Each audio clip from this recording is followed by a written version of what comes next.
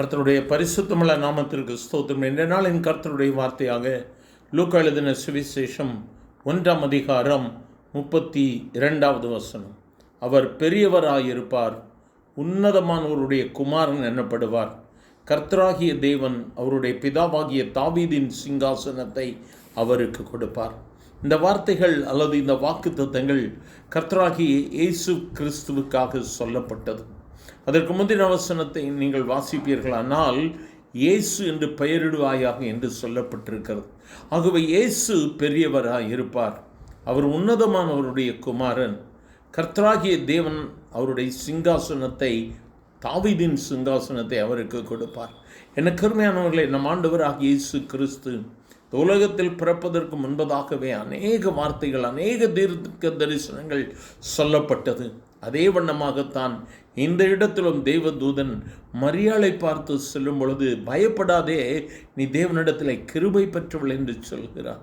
என கருமையானவர்களே, இயேசு கிறிஸ்துவின் தாயாகிய மரியாள் கர்த்தரிடத்திலே அவர்கள் கிருபை பெற்றவர்கள், தேவனிடத்தில் கிருபை பெற்றவர்கள்.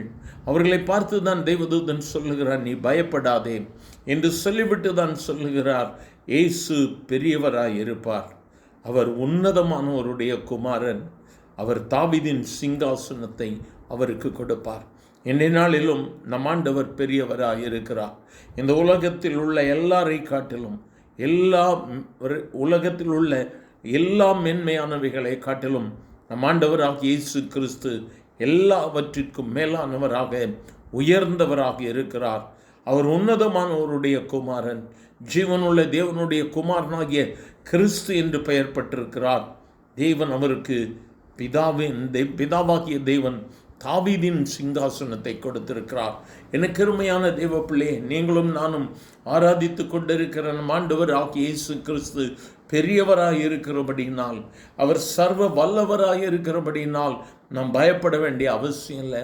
சோர்ந்து போய் இந்த வார்த்தைகளை கேட்டுக்கொண்டிருக்கிறாயோ, உன் சரீரத்தில் பலவீனப்பட்டு இந்த வார்த்தைகளை கேட்டுக்கொண்டிருக்கிறாயோ, நீ ஆராதிக்கிற என் ஆண்டவராகிய இயேசு பெரியவர், அவர் சர்வ வல்லமை உள்ள தேவன்.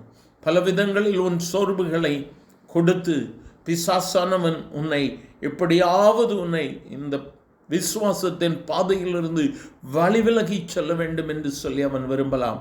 ஆனால் என் ஆண்டவர் ஆகிய இயேசு இந்த காலை வேளையில் உன்னோடு கூட பேசுகிறார். உன் சரீரத்தின் பலவீனங்கள் மாறுகிறது, உன் சோர்வுகளை மாற்ற என் ஆண்டவர் பெரியவராயிருக்கிறார். இந்த சர்வ வல்லமை உள்ள தேவனை இந்த காலை வேளையில நோக்கி பார்க்கலாமா? எங்கள் அன்பின் ஆண்டவரை, ஆசீர்வதிக்கப்பட்ட இந்த நல்ல காலை வேளைக்காக நன்றி. உன்னதமான தேவனுடைய குமாரனாகிய கிறிஸ்துவே, உம்மை சார்ந்து உங்களை நோக்கி பார்க்கிறோம்ப்பா. உம்மை நோக்கி பார்த்த முகங்கள் பிரகாசம் அடைந்தன. இந்த காலை வேளையில் உம்மை நோக்கி கூப்பிடுகிற ஒவ்வொருவர் மேல் உங்கள் கிருபையின் கரம் இறங்கட்டும். ஒவ்வொருவரையும் தொடுங்கப்பா, விடுதலையை கொடுங்க ஆண்டவரே. இன்றைய நாள் வெற்றியின் நாளாக இருக்கட்டும். ஆசீர்வதியும். இயேசுவின் நாமத்தில் பிதாவே, ஆமேன், ஆமேன்.